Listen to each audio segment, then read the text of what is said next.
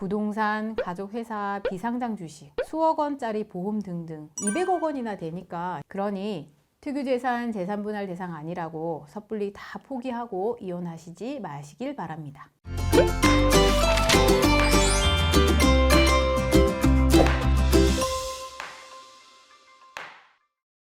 안녕하세요. 13년차 이혼 전문 변호사 이민숙 변호사입니다. 이혼 소송 상담하면 제일 많이 받는 질문이 있습니다. 결혼 전에 부모님한테 증여받은 건물이 있는데 이혼하면 남편한테 재산분할 안 해줘도 되죠. 남편 재산이 전부 다 결혼 후에 시부모님한테 상속받은 재산뿐이에요. 저 이혼하면 한 푼도 못 받고 쫓겨나나요? 인터넷에 검색 좀 해보신 분들은 또 이렇게 말합니다. 특유재산은 재산분할 대상 아니라고 하던데요.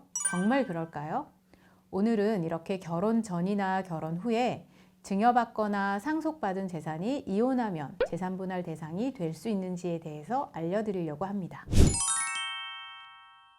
특유재산이 이혼할 때 재산분할 대상이 되느냐에 대한 법리는 아주 간단합니다. 원칙, 재산분할 대상 아니다. 예외, 기여가 있으면 재산분할 대상이다. 그럼 언제 기여가 인정되느냐? 이 기여에 대해서도 이런 얘기들 정말 많이 하시거든요. 남편이 증여받거나 상속받은 건물에 청소 한번 한 적 없어요. 내가 상속받은 토지에 아내가 세금 하나, 대출금 한 푼 낸 적 없어요. 그럼 기여 없는 거 아니에요?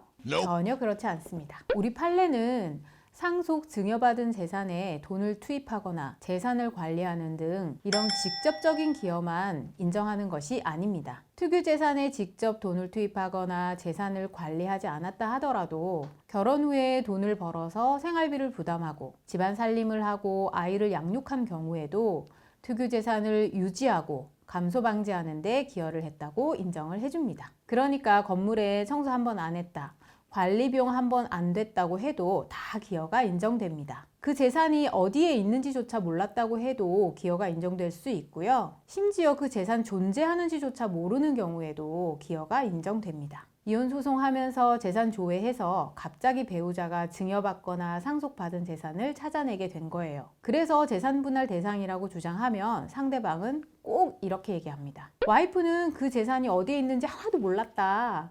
남편이 그 땅 어디에 있는지조차 몰랐다. 그러니 기여가 전혀 없다. 전혀 상관없습니다. 그 재산이 어디에 있는지조차 몰랐어도 기여가 인정될 수 있고 이혼하면 재산 분할 받을 수 있습니다. 믿으실 수 없으시다고요? 제가 실제 판결문을 보여드리겠습니다. 원고는 거의 대부분 재산이 부모로부터 증여받은 것이라고 재산 분할 대상이 되지 않는다고 주장한다. 그러나 피고가 맞벌이를 하며 사건 본인을 양육하는 등 재산의 유지 등에 기여했다고 판단되므로 원고가 증여받은 재산도 재산분할 대상에 포함된다. 다만 원고가 주장하는 사정은 재산분할 비율에서 참작한다. 이제 아시겠죠? 결혼해서 결혼기간 몇 년 정도 되고 맞벌이도 하고 아이도 낳아 기르면 대부분 기여가 인정됩니다. 이혼 소송하면 재산분할 비율이라는 걸 정하는데요. 판결문에 원고 몇 프로, 피고 몇 프로 이렇게 퍼센테이지로 비율을 정해서 딱 적힙니다. 그럼 이런 특유재산, 이혼하면 재산분할 비율이 얼마나 인정될까요? 결혼 후에 같이 만들거나 모은 재산이랑 똑같은 비율이 인정될까요? 전혀 그렇지 않습니다. 특유재산이 이혼 시에 재산분할 대상이 된다 하더라도 재산분할 비율은 결혼 중에 두 사람이 이렇게 같이 모은 재산보다는 훨씬 더 적게 인정됩니다. 아무래도 결혼 후에 같이 벌어서 산 아파트보다는 결혼 전에 부모님한테 상속받거나 증여받은 아파트에 대해서 상대방의 기여도가 아무래도 낮을 수밖에 없겠죠. 대신에 결혼 기간이 길어지면 길어질수록 점점 그 기여도는 올라가게 됩니다. 한 30년 정도 살면 거의 50%까지 올라갈 수 있습니다. 그러니 특유재산 재산분할 대상 아니라고 섣불리 다 포기하고 이혼하시지 마시길 바랍니다.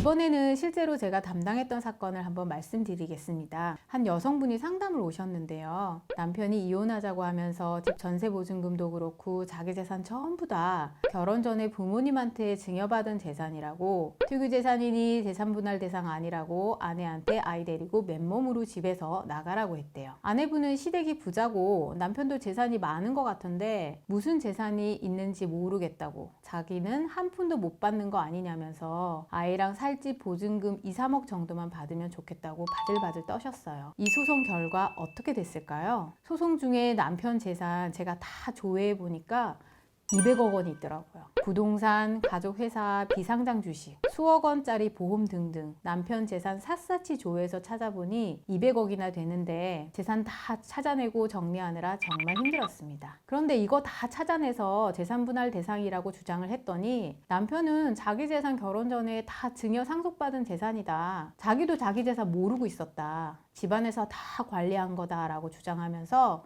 이거 다 특유 재산이고 아내도 재산 어디에 있는지 몰랐다고 하면서 재산 분할 대상 아니라고 주장했습니다. 결과는 어떻게 되었을까요? 우리 법원은 결혼 전에 증여받은 남편 재산 200억 원 다 재산 분할 대상에 포함시켰고요. 대신에 결혼 생활이 6년 정도이고 전부 다 결혼 전에 증여받은 재산인 점을 고려해서 재산 분할 비율은 10% 인정했습니다.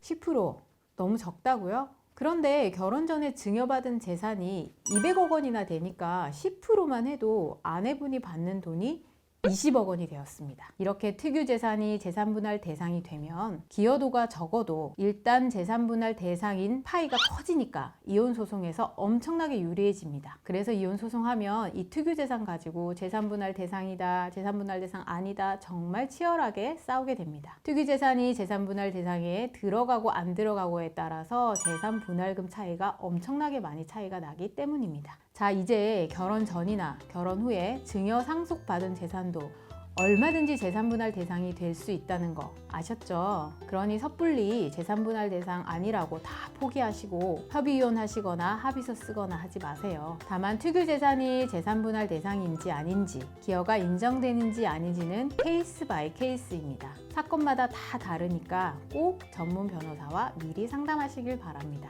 이상 13년차 이혼 전문 변호사가 알려드린 모르고 이혼하면 수억, 수십억 손해보는 특유재산 법리였습니다. 오늘 영상 도움이 되셨다면 굿로이어 채널 구독, 좋아요, 알림 설정까지 부탁드려요.